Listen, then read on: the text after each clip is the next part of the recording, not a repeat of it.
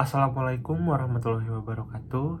Shalom, Om Swastiastu, Namo Buddhaya, dan salam kebajikan.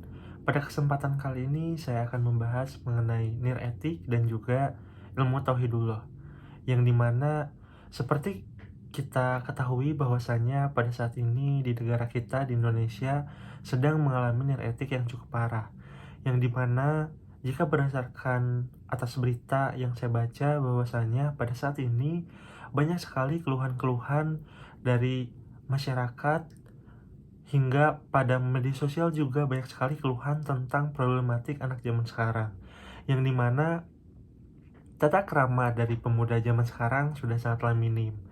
Bahasa mudahnya itu, pemuda zaman sekarang sudah tidak memiliki sopan santun terhadap orang yang lebih tua, termasuk orang sebayanya.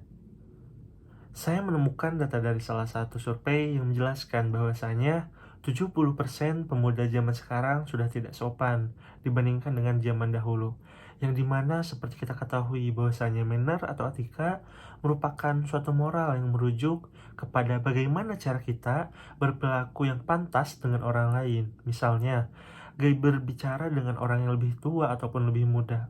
Tata krama ini merupakan suatu aturan yang dibentuk untuk berperilaku sopan dan juga santun dalam kehidupan sehari-hari, yang dimana tata krama sangat penting dalam menjaga hubungan dari individu dan juga menunjukkan rasa hormat kepada orang lain.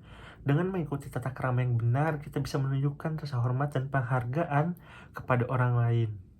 Dan juga itu dapat mencegah konflik atau ketidaknyamanan yang tidak perlu, karena perlu diketahui bahwasanya Indonesia ini merupakan suatu negara yang besar, yang dimana di dalamnya terdapat banyak sekali suku, ras, bangsa, dan agama. Maka sangat penting bagaimana warga negara ini memiliki tata krama untuk saling menghargai antara satu golongan dan golongan yang lainnya.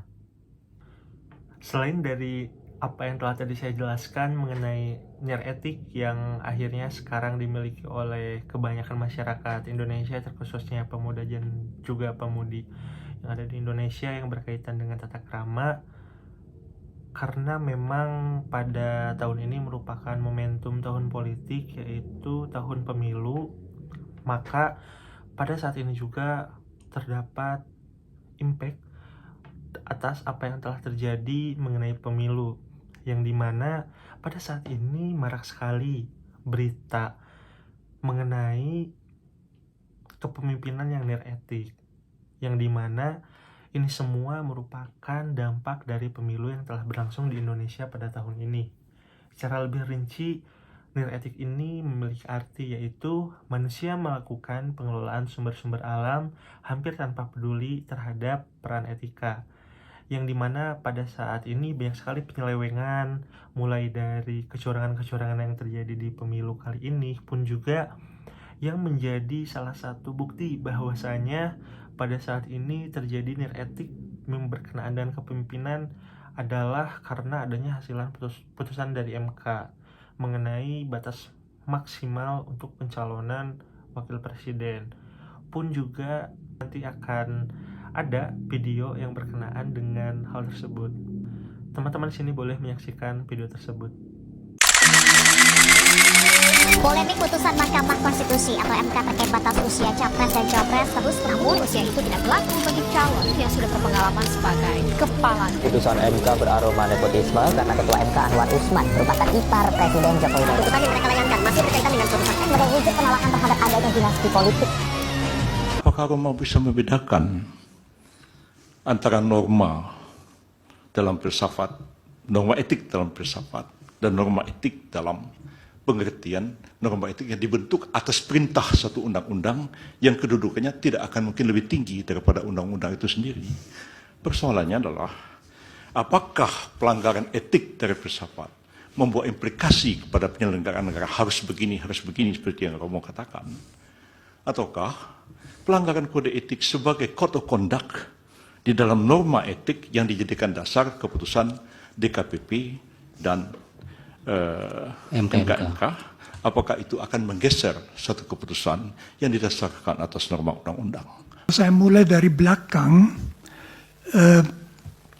Tentu saja bagi Indonesia etika, kesadaran akan nilai sejak permulaan merupakan salah satu unsur yang mempersatukan suatu masyarakat yang amat majemuk.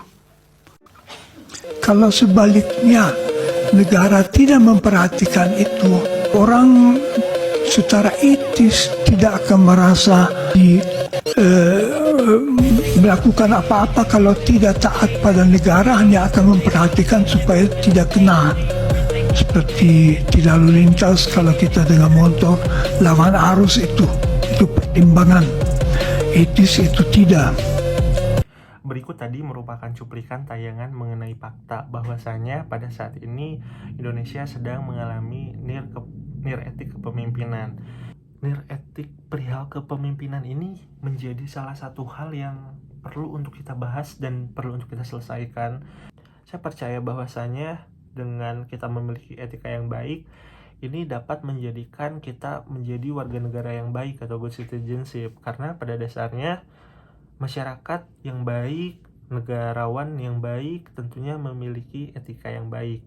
Maka daripada itu, untuk mengantisipasi dan juga menangani hal-hal yang telah terjadi mengenai nir etik ini, maka salah satu solusinya adalah dengan ilmu tauhidullah, yang dimana seperti yang kita ketahui bahwasanya ilmu tauhidullah ini merupakan sains dan juga teknologi baru yang terbebaskan dari filsafat, materialisme, naturalisme, dan juga sekularisme barat, yang dimana ilmu itu didasarkan pada prinsip-prinsip Al-Quran dan juga sunnah, baik dalam aspek ontologi, epistemologi, lebih-lebih aspek aksiologi ilmu, yang dimana ilmu yang objek kajiannya utamanya itu berkenaan dengan wahyu Allah, menjiwai atau tidak terpisahkan dari ilmu yang objek kajiannya ciptaan Allah, dalam memilih objek ilmuwan dan dalam mencapai kebenaran keilmuan, yang dimana pandangan teologik atau norma nilai kewahyuan tetap dijadikan acuan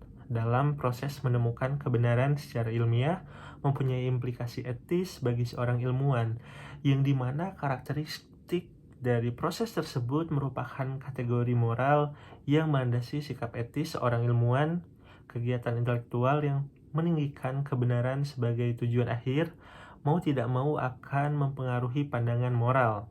Oleh karena itu, proses mencari kebenaran dalam sains empirikal tidak value netral seperti yang diagung-agungkan selama ini, bahwasanya sains empirikal ilmu barat tidak value netral melainkan value laden, karena itu prinsip nas-nas dari Al-Quran dan juga sunnah harus dijadikan premis-premis bagi pengembangan ilmu yang merupakan bagian integral dalam proses mencari kebenaran ilmiah.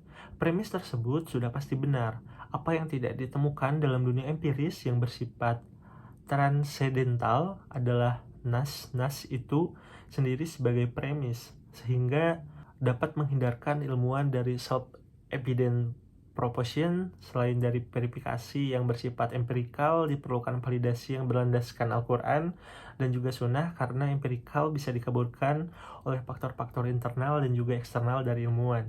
Lalu juga untuk yang selanjutnya, agama ini merupakan hukum moral yang paling objektif, karena arti dari surat Al-Baqarah ayat 42, janganlah kamu mencampur adukan yang hak dan yang batil, dan janganlah kamu sembunyikan hak itu sedang kamu mengetahui. Dengan demikian, ketika ilmuwan dihadapkan pada permasalahan menentukan suatu kebenaran dari kajiannya, maka kembalikan pada premis-premis yang bersumber dari Al-Quran maupun sunnah yang akan menentukan hakikat dari kebenaran. Pada saat ilmuwan telah memiliki suara batin yang telah terisi oleh moral agama, maka dia akan selalu diperingatkan tentang hak dan yang batil, yang boleh dan yang tidak boleh dikerjakan, yang benar dan juga yang salah. Baik, sekian yang dapat saya sampaikan mengenai nir etik dan juga tauhidullah.